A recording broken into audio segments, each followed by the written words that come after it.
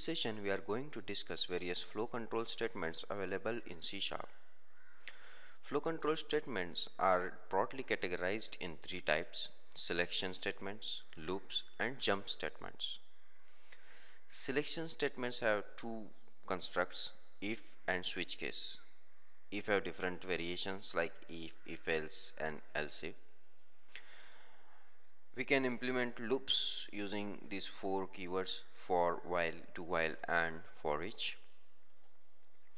And 5 jump statements available over there: go to, break, continue, return, and throw. Selection statement executes the block of code based on certain condition. We can write selection statements using if, else, switch, case, and default keywords. Let us discuss if statement. If statement use Boolean expression to determine flow of program. If condition is true, then it executes if block, and if false, then it executes else block. You can write if statement without else block. Let us see one small example to understand it. In this example, we are going to figure out which number is greater in number 1 and number 2. So we have first declared these two numbers. Then we are requesting user to enter these two numbers through the console. To determine which number is greater, we are using if statement, and in if statement we are writing one condition using relational operator: number 1 is greater than number 2.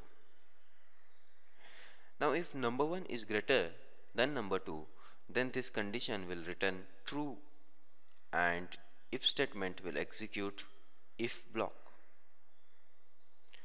But if number 1 will be less than number 2, then this condition will return false, and it will throw control to else block, executing this line. But in this example, we haven't considered the case of equality. What if number 1 and number 2 are equal? So user have entered 6 for both the numbers. Then 6 is greater than 6. Condition will be false, and control will go to else statement, printing this line: number 1 is greater than number 2 is greater than number 1, which is wrong. It's a logical error. So let us handle this situation by nesting if else. For example, as we discussed, if user have entered 6 for both the numbers, then 6 is greater than 6, condition will be false. Control will be thrown to else block. Over here we are again testing if number 1 is less than number 2. So as we know that both the numbers contain 6, so again this condition will be false, and control will thrown to this else block. So this way you can do nesting of if else block inside another if else. But sometimes multiple nesting can cause complexity. Same thing can be achieved using else if ladder. Else if can be used to avoid deep nesting in case of multiple conditions. Let us see this example. Here, same example we are writing using else if ladder. If number 1 is greater than number 2, we will print message console.writeLine number 1 is greater than number 2. Else if we are testing this condition,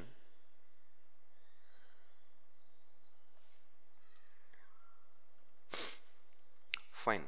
Let us discuss same example using else if ladder. Same condition. Now consider that both the numbers contains same number, so this condition will be false. Again we will check, is this true? No, even number 2 is not greater than number 2, so then it will come to this else block. So this way you can avoid deep nesting using else if statement. In real life, there might be some situations when you wanted to execute particular case out of multiple cases. In that situation, you should use switch case statement. In this example, we wanted to do arithmetic operation on two numbers like addition, subtraction, multiplication or division depending on the user's input. So we have declared number 1, number 2 and result 3 variables and one character variable OP to hold the operator like plus, minus, multiplication or division. Now let us request user to enter values for number 1 and number 2. Then we'll request user to enter what operation he actually wanted to do on operands. So whatever operator he will enter like plus, minus, multiplication or division will go to OP. Depending on actual value of OP, we can execute particular case. If OP contains plus, then it will throw control to case plus, executing this statement which will cause addition of two numbers in result. If OP contains multiplication, then it will throw control to case multiplication. Now it might be possible that end user have entered some undefined value or invalid value. Then we can write default case. If no case will get matched, then control will thrown to default case, printing message invalid operator. Also you should note that we have break statement after each and every case. This is compulsory.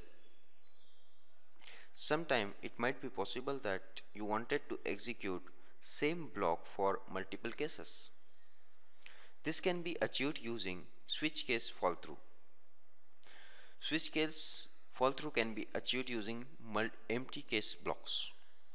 Let us see how. In this example, I am requesting user to enter ratings from 0 to 5. I am reading it in variable ratings. Now let us write switch case statement to print relevant message to ratings. Here, if case is 0 or case is 1, it will print poor. If case is 2 or 3, means if value in ratings in 2 or 3, it will print average. If value is 4, then it will print good. So only empty cases are allowed to skip out break statements. This gives you case fallthrough. Fine, let us have a look on loops. Loop executes block of code repeatedly until certain condition is met. So you can use loops to execute same code again and again. This is a basic syntax of for loop: initializer, condition, iterator, and inside braces statements. If there is only one statement, you can skip out these braces. Even in certain conditions, initializer, condition or iterator can be skipped out, but it is not recommended. Fine. What exactly initializer is? Initializer is expression evaluated before first loop is executed. Initializer is one variable which will get initialized to particular value before loop will start. Control will enter loop only if condition will satisfy. Iterator is expression which will get re-evaluated after every loop. It will cause to fail loop at certain situation. It will only cause to fail your loop at certain situation. This is very important. Iterators are very important. It will only cause your loop to end up at certain situations. If you don't have iterator, then your loop can execute it for infinite time. Let us try to understand it using small example. In this example, we wanted to print this message 10 times. One option is write this statement 10 times. Okay, what if you wanted to print it 100 times? Obviously you are not going to write it 100 times. So in these situations, what we will do, we will enclose this statement inside loop. Here we are enclosing it in for loop. What exactly will happen over here? Control will first come to initializer, initializing I to 0. Then it will go to condition part. We'll check if I is less than 10. Yes, I is less than 10. It contains 0. It will enter inside loop. After executing body of loop, control will go to iterator block, incrementing value of I by 1. So now current value of I will be 1. Again it will throw control to condition part, checking value of I. This one is less than 10. So again it will come inside this loop, executing the message. Same way I++ will increment it to 2. 2 is less than 10. Again it will print your message. Same cycle will continue till I is 9. Now for 9 is less than 10, it will execute this message. Again I++ value will get incremented to 10. Now 10 is less than 10, condition will be false. So it will throw your control outside loop, terminating your loop. So you have printed this message 10 times from 0 to 9. So you generally use for loop whenever you know how many iterations you wanted to do. In some scenario, if you are not sure about iterations, then you can use while loop. To make things simpler, I am using same. Here you can see that initializer, condition and iterator are at not same place as in case of for loop. The flow will be like this. I will get initialized to 0, then control will come to while loop. Here we will test I is less than 10 or not. If it is, then control will come inside while loop, executing body of loop. Last statement in this loop should be always iterator, incrementing value of your I. After completing the loop, again you will go to while condition. Now value of I will be 1. Again you will execute this. Again I will get incremented to 2. 2 is less than 10. We'll execute this. So same thing will happen over here. Once I will be 10, 10 is less than 10 will false and your control will come outside while loop. So this increment section is very important over here. If you will skip out this increment section, your loop will execute continuously and will go to infinite stage. Sometime it might be possible that you wanted to execute block of code at least once, irrespective of this condition. So for such situations you can use do while loop. This is a basic structure of do while loop. Here you can see this is initializer, iterator and condition. Condition is at the end of loop. The flow will be like this. Here we are initializing I to 0. Then there is no condition for first iteration and it will print hello irrespective of value of I. Whatever, if value of Y is 100 say, then also your message will get printed. Then we are incrementing value of I and then we will check is it less than 10 or not. If it was 0, then obviously it will get incremented to 1 over here and 1 is less than 10. So again control will go to beginning of loop and will execute same statements. Fine. Last one is for each loop. So here we are going to declare one array, marks. Array is collection of multiple values of same types. So array will get created like this in memory. Now I wanted to print all the values of array. One choice is use for loop, while loop or do while loop. But in that case you should be aware of size of array. For each loop facilitates you so that you can iterate over the array without knowing size of array. Here you can see for each int m in marks. It will iterate over the array and it will copy value of first element of array in m, will print it, then in next iteration it will copy value of second element in m, will print it, in last iteration it will copy value of last element in m and will print it. So this is how you can use for each loop to easily iterate over the array without knowing size of array. One last thing that I would like to discuss about loop is nesting of loops. Nesting of loop can be very useful in certain situations. We can have one loop inside another loop. So to demonstrate it, let us use one simple example. Before executing through this example, let us see what will be the output of this program. Fine, let us execute this and the output will be like this. For I equal to 0, you will get j equal to 1, 2, 3, 4. Same way for I equal to 1, again you will get j equal to 0, 1, 2, 3, 4. And then for I equal to 2, you will get j equal to 1, 2, 3, 4. This way, this loop will cause execution of this statement 15 times. Fine. Let us try to understand it. So here your execution will start from this I equal to 0, then it will go to condition part. Yes, I is less than 3, so it will come inside this loop. Now inside this loop again one loop is there, so obviously it will come to initialization part of that loop. Then again it will test it for if it is less than 5, then it will go inside this loop printing this message.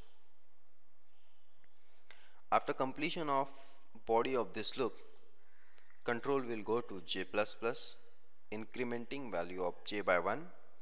So now value of j will be 1.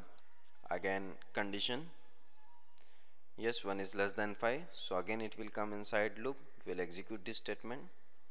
Same thing will continue till value of j reach to 5, printing this message 5 times from 0 to 4. Now when value of j will be 5, this condition will get false and it will come outside this loop. This will print simply blank line. As this is the last statement of this for loop, after executing this line, control will go to iterator of external loop I++. So now value of I will get incremented to 1. Now as 1 is less than 3, again it will come inside this loop. Same thing will happen over here. J will again get initialized to 0. Again this internal loop will execute 5 times. After completing this loop, control will come to this, inserting blank line. Again it will go to I++, will increment value of I to 2. As 2 is less than 3, same thing will happen. Then after completion of this loop, I++ will increment I to 3. Now 3 is less than 3, condition is false, so control will thrown out of external loop. So this is how nesting of loop will work. You can download source code for all these demo programs plus assignments from the website. Fine, now let us have a look on jump statements. Jump statement causes immediate transfer of control to some different point in the program. There are 5 jump statements: break, continue, go to, return and throw, out of which we are going to discuss break, continue and go to in this session. We will discuss return in functions and throw in exception handling session. So let us try to understand go to using small example. Let us first execute it. Fine, this is my program. Let us execute it.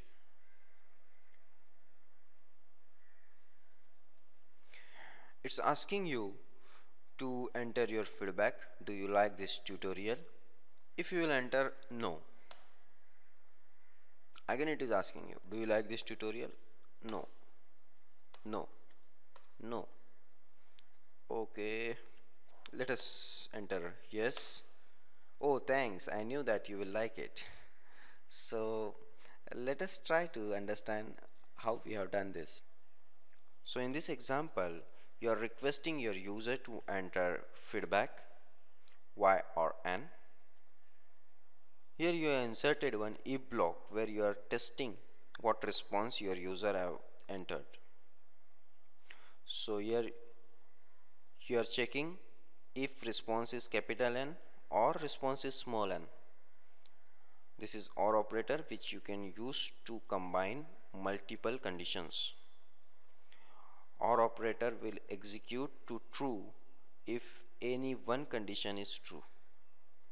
So if your user have entered capital or small n, this expression will evaluate to true and control will come to if block.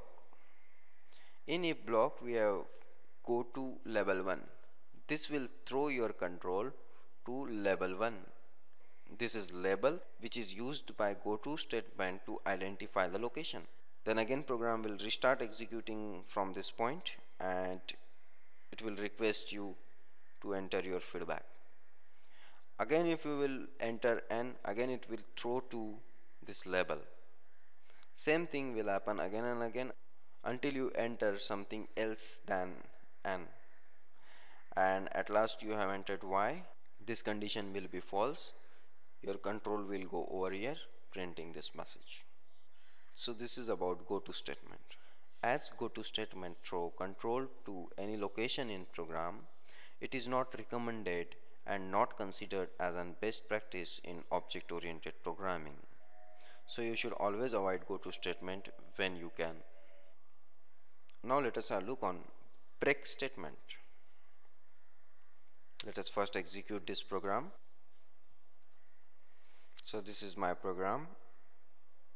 Here you can see that I have loop from 1 to 10. But when I am executing this program, it's printing only from 0 to 5.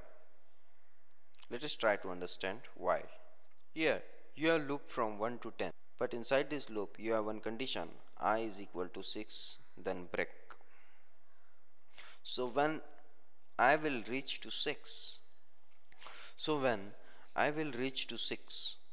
break statement will cause to exit you from loop. So break statement can be used inside loop for premature exit. And the last one is continue. Let us first execute this program.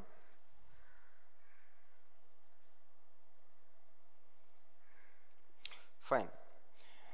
Here you can see that loop is from 0 to 10, and if you will observe this output carefully, you will find that I is equal to 6 is missing.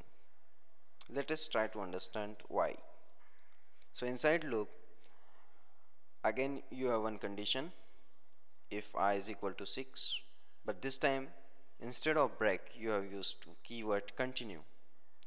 What continue will do, when I will be 6 over here, continue will take your control back to your iterator, skipping body of loop, and your loop will continue with next iteration, means I will get incremented to 7.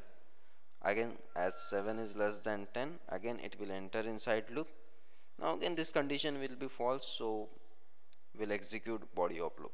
So this way you can skip out body of loop for particular condition using continue statement. Now with this we have completed all flow control statements. If you are still confused with some concepts, you can download source code of these demo programs and can debug through the code. Let us see how. For demonstration purpose I am debugging break demo. So set it as startup project. Then instead of directly executing this like this, you can debug it using F11 step info. So let us start debugging.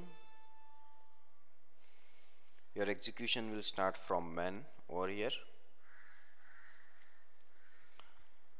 then press F11. Here you can see values for local variables. So now I is get initialized to value 0. Then again f11, it's coming to condition. Here I is less than 10, so it will enter inside loop, right? Here we are testing if I is equal to 6, no, condition is false, so it will go to this statement and will print value of I on console.